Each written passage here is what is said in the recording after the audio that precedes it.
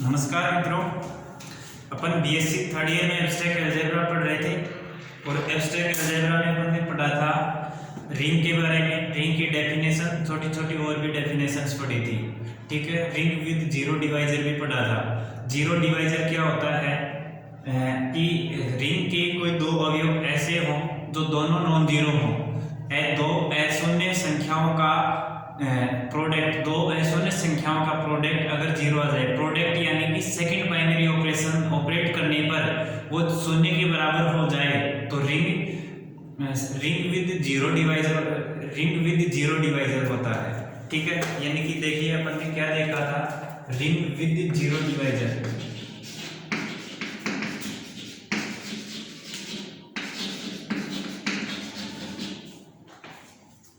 शून्य भाजक सहित वलय, शून्य भाजक सहित वलय, ठीक है। इसमें अपन ने पढ़ा था ए और बी दो ऐसे नंबर होते हैं आर के, ठीक है। आर प्लस डॉट, ठीक है। ये क्या है, अपना रिंग है, एक वलय है R plus dot, plus first binary operation होता है, डॉट सेकंड बाइनरी ऑपरेशन है, ठीक है। ये डॉट के रेस्पेक्ट में दो अवयव ऐसे हों और दोनों अशून्य अवयव हों, a नॉट इक्वल टू 0 और b नॉट इक्वल टू 0। ये दोनों अशून्य संख्याएं हों लेकिन इन दोनों का प्रोडक्ट यानी कि सेकंड बाइनरी ऑपरेशन लगाएं तो वो 0 आ जाए, ठीक है। और इसके लिए अपन ने एक एग्जांपल भी पढ़ा था, Z6 एडिशन मॉडुलो 6 और मल्टीप्लिकेशन मॉडुलो 6, ठीक है। इसमें 2 और 3 ऐसे अवयव थे, 2 और 3 Z6 के ऐसे अवयव थे जो 2 गुना 3 किया था एडिशन मॉडुलो 6 के साथ, वो 6 आया था। और 6 क्या कहता है, 6 में 6 का भाग दे तो रिमाइंडर, जो रिमाइंडर होता है वही इसका सॉल्यूशन होता है मल्टीप्लिकेशन मॉडुलो 6। तो 2 × 3 6 और 6 में 6 से डिवाइड करेंगे तो ये 6 और क्या होगा, रिमाइंडर 0 होगा। तो 2 मल्टीप्लिकेशन मॉडुलो 6 3 के इक्वल होगा और ये 0 हो जाता है। दो non zero real number second binary operation के रेस्पेक्ट में ऑपरेट करने पर वो 0 आ गया, ठीक है। तो ये क्या हो गया, जीरो डिवाइजर हो गया इस सेट के लिए। Z6 addition modulo 6 multiplication modulo 6 के लिए ये 2 और 3 जीरो डिवाइजर, यानी कि इसके पास जीरो डिवाइजर प्रेजेंट है, ठीक है। ये डेफिनेशन अपन ने पढ़ ली थी। इससे अगली डेफिनेशन आती है शून्य भाजक रहित वलय। शून्य भाजक रहित वलय, ring without zero divisor. Ring without zero divisor क्या कहती है, शून्य भाजक रहित वलय, रिंग विदाउट जीरो डिवाइजर।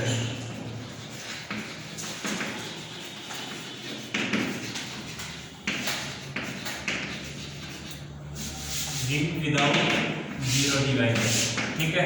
ये क्या कहती है, ए और बी दो ऐसे अवयव हो, अभी मत लिखना है, मैं डेफिनेशन लिखूंगा। ए और बी दो ऐसे नंबर होते हैं जो या तो a0 हो या a इक्वल टू 0 हो और या b इक्वल टू 0, या a इक्वल टू 0 या b इक्वल टू 0, दोनों में से एक 0 हो। तब सेकंड बाइनरी ऑपरेशन के रेस्पेक्ट में डॉट होता है तो डॉट लिखेंगे, a dot b equal to 0 आए। या तो फर्स्ट 0 हो या सेकंड 0, दोनों में से एक 0 हो तभी इन दोनों का प्रोडक्ट 0 आए तो वो शून्य भाजक सहित वलय। इसके पास शून्य भाजक रहित वलय, भाजक सहित तो ये होंगे और भाजक रहित ये होंगे, ठीक है। तो ये शून्य भाजक रहित वलय कहलाएंगे, ठीक है। अपन डेफिनेशंस लिख लेते हैं।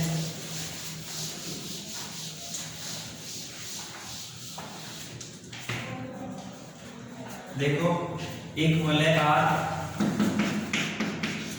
एक वलय R शून्य भाजक रहित, शून्य भाजक रहित वलय होगा,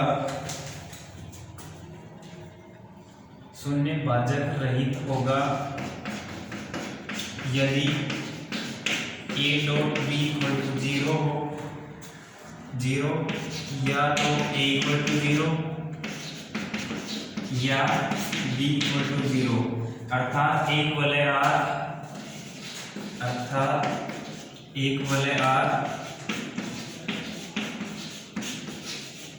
शून्य भाजक रहित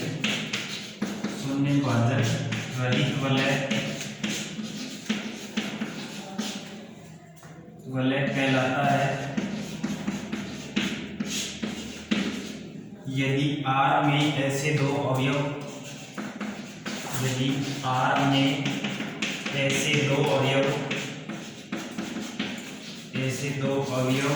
इस प्रकार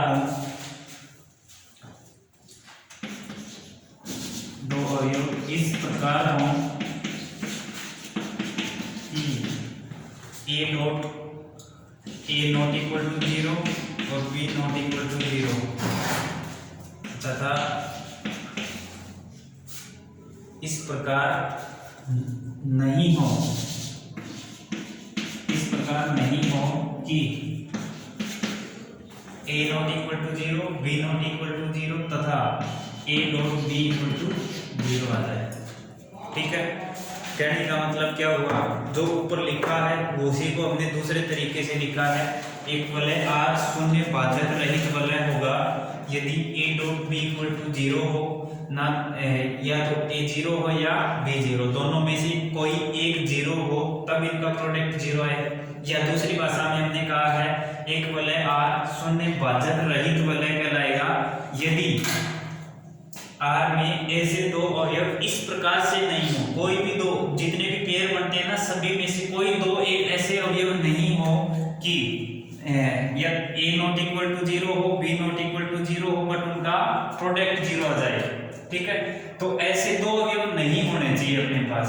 ठीक, ऊपर वाला तो कह रहा है कि कोई ऐसे दो अवयव नहीं होंगे कि उन दोनों का प्रोडक्ट 0 आएगा, लेकिन या तो a 0 होगा या b 0 होगा तभी इनका प्रोडक्ट 0 आएगा। और ये कह रहा है कि ऐसे अवयव नहीं होने चाहिए कि ये दोनों नॉन जीरो हो बट इनका प्रोडक्ट 0 आ जाए। ठीक है, समझ में आया? तो एक एग्जांपल मैं बताऊं आपको, इसको मिटा दूं। एक एग्जांपल में लिख देता हूं यहाँ, Z5 है और एडिशन मॉडुलो 5, मल्टीप्लिकेशन मॉडुलो 5। ये मॉडुलो के ऐसे एग्जांपल होते हैं, हर जगह पास होते हैं। इसको प्राइम ले लोगे तो ये रिंग विदाउट जीरो डिवाइजर हो गया, शून्य भाजक रहित वलय होगा। और जब इसको कोप्राइम ले लेंगे, कोप्राइम मतलब फैक्टर होने पॉसिबल हो, जैसे 6 था, 6 का फैक्टर 2 और 3 था। ठीक है, 5 है, कोई फैक्टर नहीं है इसके, तो इसके जब ये प्राइम होगा तो ये रिंग विदाउट जीरो डिवाइजर होगा, और जब फैक्टर होने पॉसिबल होंगे तब वो रिंग विद जीरो डिवाइजर होगा। उसके पास जीरो डिवाइजर होगा और इसके पास जीरो डिवाइजर नहीं होगा। ऐसे एग्जांपल की जब भी जरूरत पड़े तो हमें ऐसे एग्जांपल उठाने हैं। तो इसके लिए अपन देख लेते हैं Z5 में एलिमेंट कौन से होते हैं, 0 1 2 3 4। ठीक है, ये एग्जांपल होते हैं। फर्स्ट के लिए तो चेक करना नहीं है, केवल सेकंड वाला देख लेते हैं। सेकंड वाले में देखो, ये मल्टीप्लिकेशन मॉडुलो 5, 0 1 2 3 4, 0 1 2 3 और 4। ठीक है,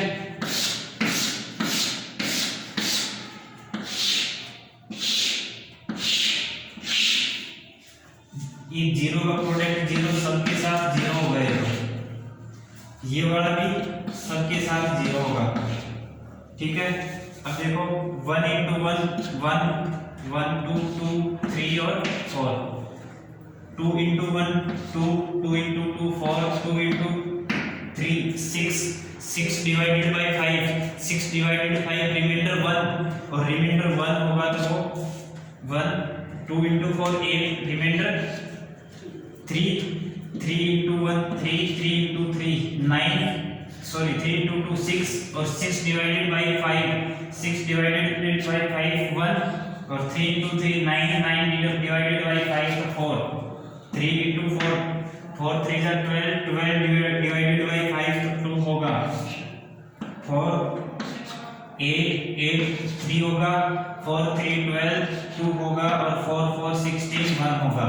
ठीक है, इसके पास ये तो 0 हो गया, ये भी 0 होगा क्योंकि ये 1 0 ये सब इनमें से नॉन जीरो, ये कंडीशन ही फुलफिल कर रहा है, तो शून्य भाजक रहित वाला होगा ये।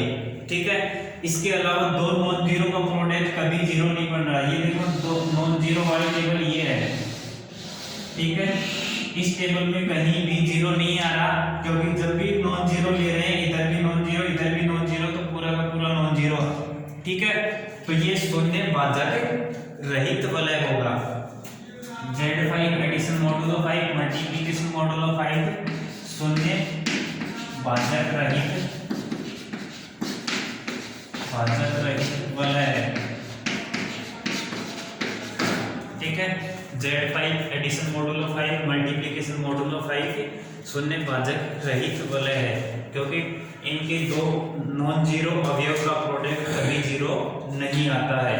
तो इस सेकंड वाले डेफिनेशन में हमने यही कहा था कि एक वलय R ऐसा हो कि कोई ऐसे दो अवयव विद्यमान नहीं हो, कोई दो अवयव ऐसे इस प्रकार से नहीं हो कि A not equal to 0 B not equal to 0 और उन दोनों का प्रोडक्ट 0 आ जाए। तो ऐसे नहीं होंगे तो ये शून्य भाजक रहित वलय होगी।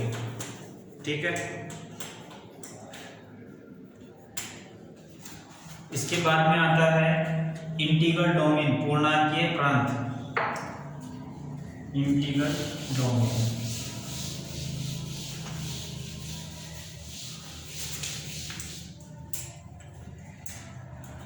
पूर्णांकीय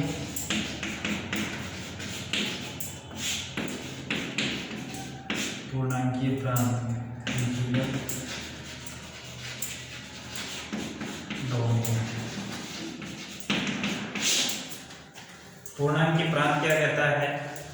एक वलय जो इकाई सहित हो, यानी कि रिंग विद यूनिटी हो तथा शून्य भाजक रहित हो। रिंग विद यूनिटी हो, शून्य जीरो डिवाइजर ना हो, शून्य भाजक रहित हो, रिंग विदाउट जीरो डिवाइजर, उसके पास जीरो डिवाइजर ना हो, रिंग विद यूनिटी हो और कम्यूटेटिव रिंग हो, तो वो इंटीग्रल डोमेन कहलाता है।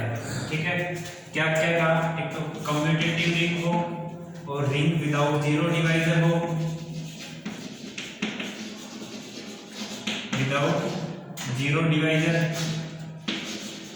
और तीसरी बात, पहले तो कम्यूटेटिव और रिंग विदाउट जीरो डिवाइजर, और तीसरी बात और कहा है कि रिंग विद यूनिटी हो। ठीक है, यानी कि मल्टीप्लिकेशन बाइनरी ऑपरेशन के रेस्पेक्ट में आइडेंटिटी हो, कम्यूटेटिव हो और रिंग विदाउट जीरो डिवाइजर हो। विदाउट जीरो डिवाइजर यानी कि जीरो डिवाइजर नहीं हो। जीरो डिवाइजर नहीं हो का मतलब कोई भी दो अशून्य संख्याओं का प्रोडक्ट शून्य नहीं आना चाहिए। ठीक है, तो वो रिंग विदाउट जीरो डिवाइजर होगा। तो ये तीनों कंडीशन जो फुलफिल कर रहा है, जिसके पास ये तीनों कंडीशन हो, वो इंटीग्रल डोमेन यानी कि पूर्णांकीय प्रांत कहलाता है। देखिए इसकी डेफिनेशंस लिख लेते हैं और डेफिनेशन के बाद में अपन एक एग्जांपल लिखेंगे।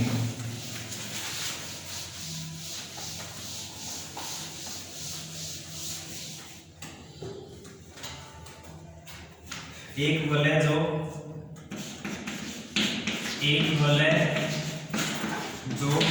इकाई सहित हो,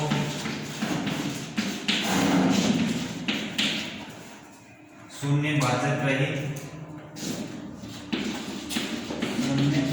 भाजक सहित, इकाई सहित हो, शून्य भाजक सहित हो, भाजक रहित तथा कम्यूटेटिव को क्रम विनिमय हो,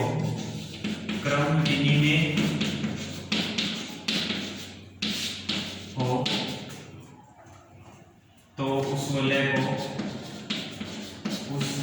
को पूर्णांकीय प्रांत कहते हैं।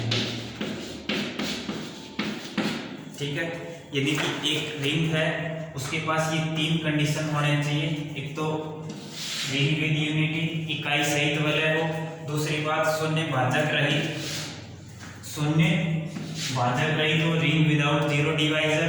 और तीसरी बात कह रहे हैं क्रम विनिमय। ये तीन चीजें देख लेना है, और ये तीनों चीज जिसके पास है वो इंटीग्रल डोमेन है। ठीक है, पहला रिंग विद यूनिटी हो, शून्य भाजक रहित हो, रिंग विदाउट जीरो डिवाइजर हो, कम्यूटेटिव यानी कि क्रम विनिमय हो। ये तीन चीजें जिसके पास हो वो इंटीग्रल डोमेन कहलाता है।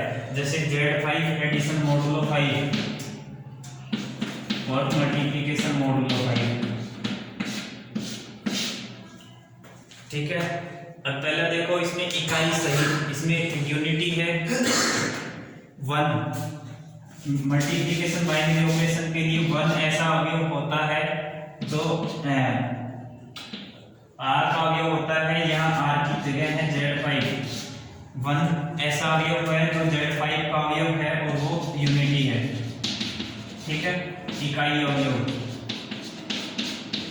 इकाई अवयव 1 है वो Z5 का इकाई अवयव है। ठीक है, शून्य भाजक रहित, पीछे ही लिखा था कि कोई भी दो अवयव ऐसे नहीं है जो दोनों नॉन जीरो हो बट उनका प्रोडक्ट जीरो, ऐसा कोई अवयव नहीं है, कोई अवयव नहीं है तो शून्य भाजक रहित है, रिंग विदाउट जीरो डिवाइजर है। ठीक है, अब प्रोडक्ट के रेस्पेक्ट में कोई भी दो नंबर लो, एक मल्टीप्लिकेशन मॉडुलो बी करो या बी मल्टीप्लिकेशन मॉडुलो ए करो, दोनों का रिजल्ट सेम होता है तो a मल्टीप्लाई बी और b मल्टीप्लाई ए दोनों इक्वल होंगे, और इक्वल होंगे तो ये कम्यूटेटिव हो गया, कम्यूटेटिव यानी कि क्रम विनिमय होगा। ठीक है, तो ये रिंग विद यूनिटी हो गया, रिंग विदाउट जीरो डिवाइजर हो गया, कम्यूटेटिव हो गया, तीनों चीजें फुलफिल कर रहा है। तो Z5 addition modulo 5 multiplication modulo 5 क्या होगा, इंटीग्रल डोमेन, पूर्णांकीय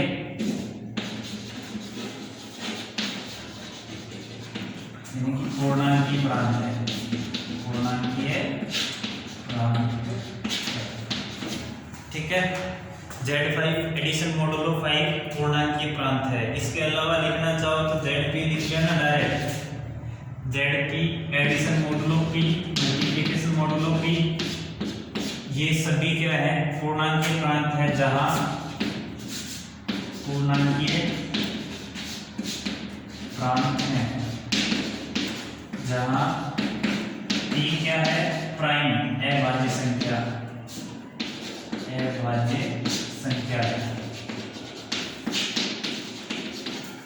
ठीक है, P अभाज्य संख्या है। तो ZP addition modulo P multiplication modulo P यह पूर्णांकीय प्रांत है जहां P है वो अभाज्य संख्या है। ठीक है, नेक्स्ट डेफिनेशन आती है फील्ड की, क्षेत्र, मोस्ट इंपोर्टेंट डेफिनेशन है, बहुत पूछी जाती है।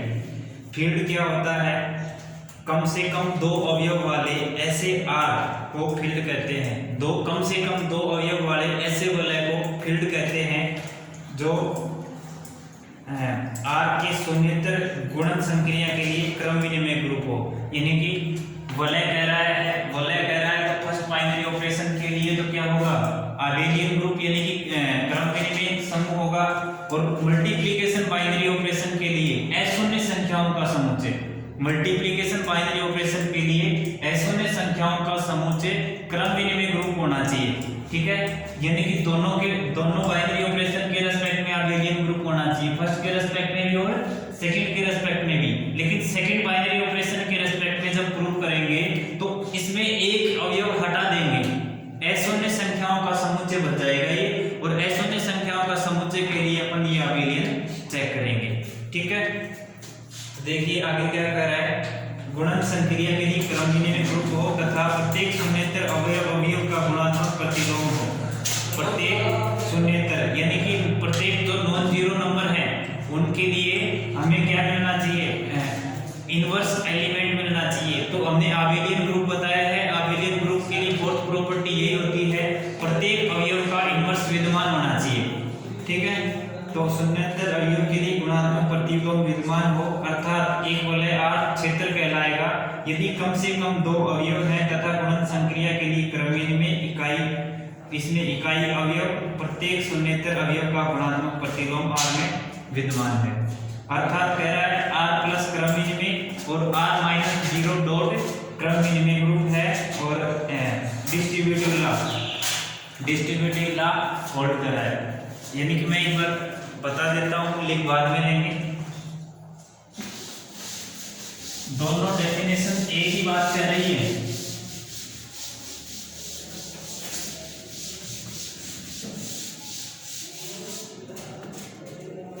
फील्ड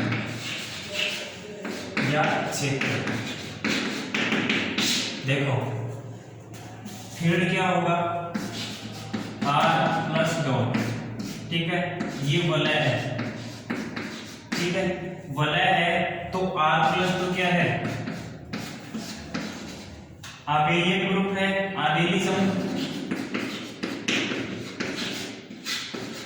आबेली समूह, ठीक है, R प्लस आबेली समूह है। और डॉट के लिए क्या होना चाहिए, क्लोजर होना चाहिए और एसोसिएटिव होना चाहिए, ठीक है। अब इसके पास आइडेंटिटी भी होना चाहिए।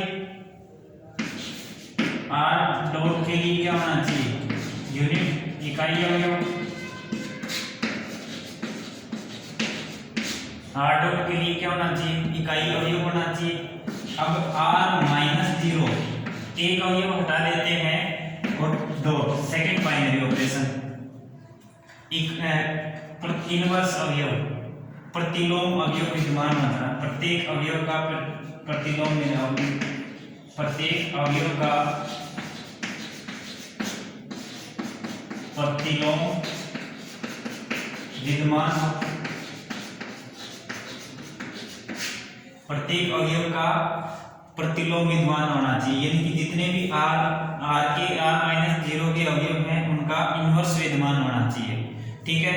और लास्ट प्रॉपर्टी क्या कहता है, कम्यूटेटिव होना चाहिए। R डॉट क्या हो, कम्यूटेटिव, क्रम विनिमय हो, क्रम विनिमय हो। और लास्ट प्रॉपर्टी डिस्ट्रीब्यूटिव लॉ, बंटन नियम। तो बंटन नियम इसको वलय कहा है ना,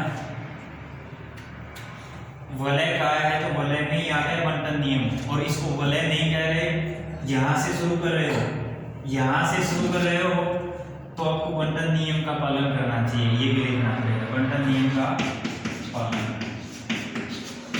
ठीक है। दूसरी भाषा में और करके अथवा, अथवा में क्या लिखोगे, सीधी सी दो ही बात लिखनी है, R प्लस आबेली समूह हो, R प्लस क्या हो, आबेली समूह हो, और R माइनस 0 एक अवयव हटा देंगे और डॉट के रिस्पेक्ट में क्या हो, आबेली समूह हो।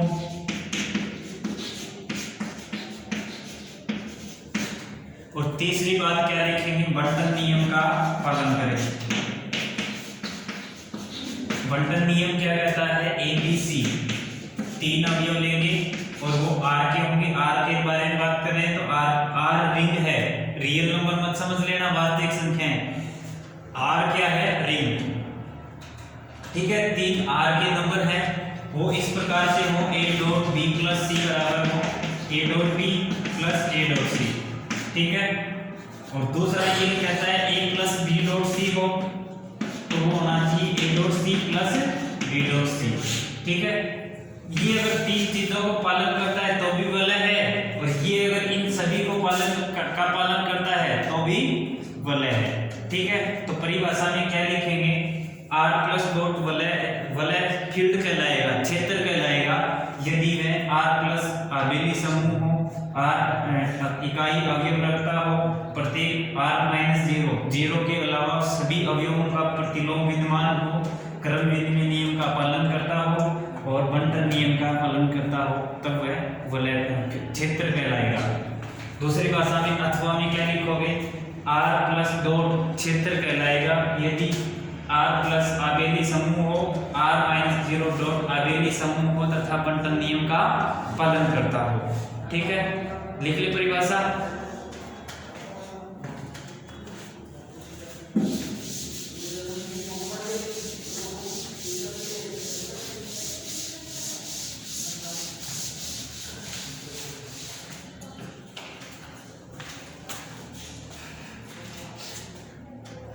से कम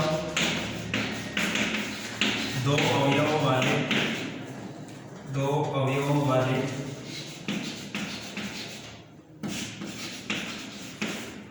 एक वलय R को क्षेत्र कहते हैं यदि R के शून्येतर अवयव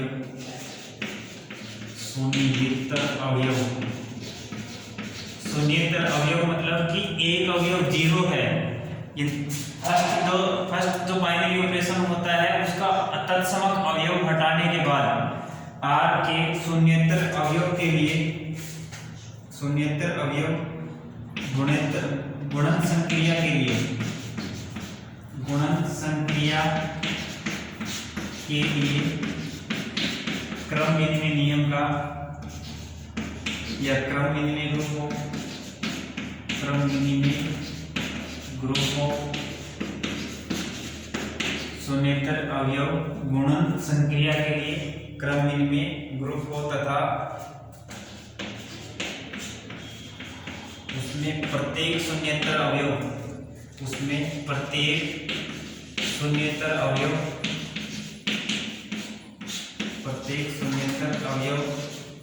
का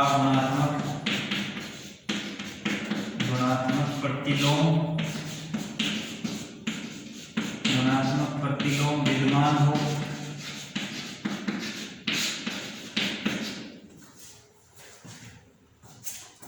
अर्थात एक वलय R क्षेत्र कहलाता है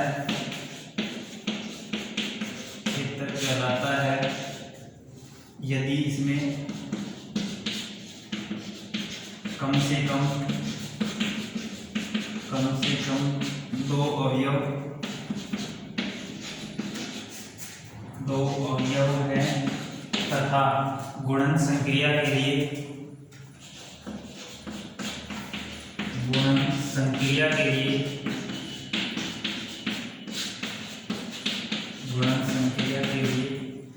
फर्स्ट है क्रम विनिमय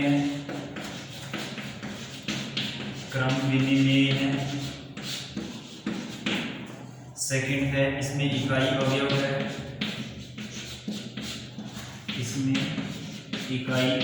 है और थर्ड कह रहा है प्रत्येक शून्येतर अवयव का गुणात्मक प्रतिलोम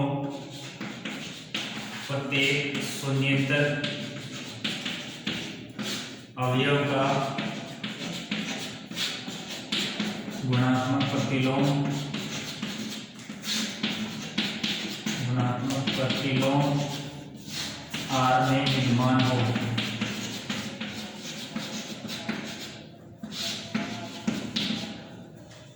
देखो दो परिभाषाएं तो यही हो गई। तीसरी परिभाषा में एक और लिख सकते हैं। इसने क्या कहा है? कम से कम दो अवयव कौन से अवयवों की बात करता है? एक बार ध्यान दो, बाद में लिखना। R प्लस डॉट फिर तो होगा इसमें कम से कम दो अवयव विद्यमान हो। पहला अवयव तो एडिशन के लिए आइडेंटिटी हो, ठीक है। दूसरा मल्टीप्लिकेशन के लिए आइडेंटिटी हो। कम से कम दो अवयव ये तो होने ही होने चाहिए, और चाहे अवयव हो या ना हो। तो फील्ड होने के लिए कम से कम कितने अवयव होने चाहिए? दो। एक तो एडिशन के लिए आइडेंटिटी, दूसरा मल्टीप्लिकेशन के लिए आइडेंटिटी। कम से कम दो अवयव वाले एक वलय R को क्षेत्र कहते हैं यदि R के शून्येतर अवयव गुणन संक्रिया के लिए क्रम विनिमय कम्यूटेटिव हो और प्रत्येक शून्येतर अवयव का गुणात्मक प्रतिलोम विद्यमान हो। तो एक डेफिनेशन यही खत्म हो गई। अर्थात में दूसरी कह रहा है एक वलय R क्षेत्र कहलाता है यदि इसमें कम से कम दो अवयव हो तथा गुणन संक्रिया के लिए पहला कह रहा है क्रम विनिमय हो, कम्यूटेटिव। इसने भी क्रम विनिमय कहा है, इसने भी क्रम विनिमय कह दिया। इसमें इकाई अवयव हो, ठीक है। तो इसने क्रम विनिमय हो, शून्येतर अवयव का प्रतिलोम किसके लिए कैसे देखेंगे? A डॉट B बराबर आइडेंटिटी होना चाहिए। शून्येतर कर रहा है तो इकाई अवयव इसी में विद्यमान इकाई अवयव हो। तीसरा कह रहा है प्रत्येक आर का प्रत्येक शून्येतर अवयव का गुणात्मक प्रतिलोम विद्यमान हो। दोनों डेफिनेशन बिल्कुल सिमिलर ही कह रहा है, कोई डिफरेंस नहीं है। ठीक है, अब तीसरी परिभाषा और भी कह रही है, मिटा दो इसको,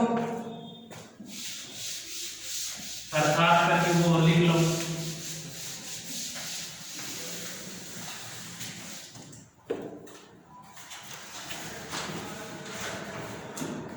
अथवा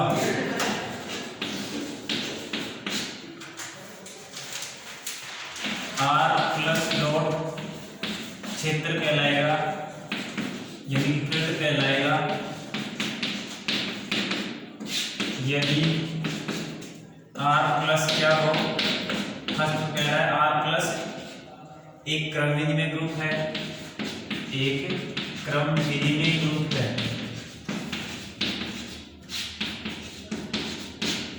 आर प्लस क्या है, क्रम विनिमय ग्रुप।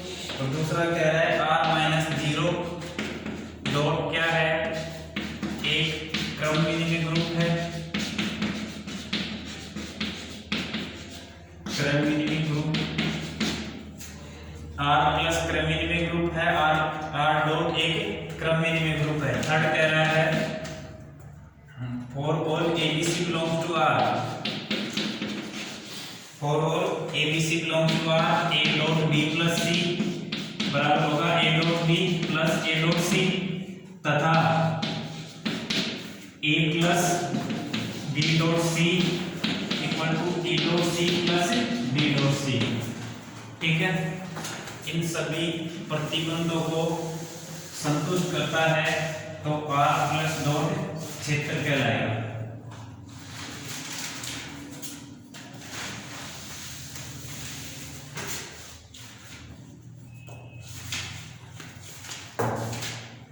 जब आपको केवल परिभाषा पूछे तो इन तीनों में से कोई तीनों में से जो भी आपको याद हो, कम से कम एक तो लिखनी है, दो भी लिख सकते हो, तीनों भी लिख सकते हो। और जब आपको कोई एग्जाम्पल दे दे और उसको कहे कि ये फील्ड है, तो तीनों में से कोई भी एक जो अच्छी लगे आपको परिभाषा वही संतुष्ट करवा देना। मेरे हिसाब से ये जो परिभाषा है ना वो सबसे बेस्ट रहती है। एडिशन बाय एलिमिनेशन के रिस्पेक्ट में कम्यूटेटिव ग्रुप आबेलियन ग्रुप प्रूफ कर दो, जीरो अवयव हटा दो, बचे हुए जितने भी अवयव हैं उनके लिए एक कम्यूटेटिव ग्रुप यानी आबेलियन ग्रुप प्रूफ कर दो। और तीसरा बंटन नियम A dot B plus C बराबर A dot B plus A dot C और A plus B dot C बराबर A dot C plus B dot C, ये प्रूफ करना है। एग्जाम्पल दे दे उसको प्रूफ करना हो तो ये परिभाषा बेस्ट रहती है, ये प्रूफ कर दो, अपना जो एग्जाम्पल है वो क्षेत्र या फील्ड कहलाएगा। ठीक है, तो अगर आपको फील्ड के एग्जाम्पल लिखने हो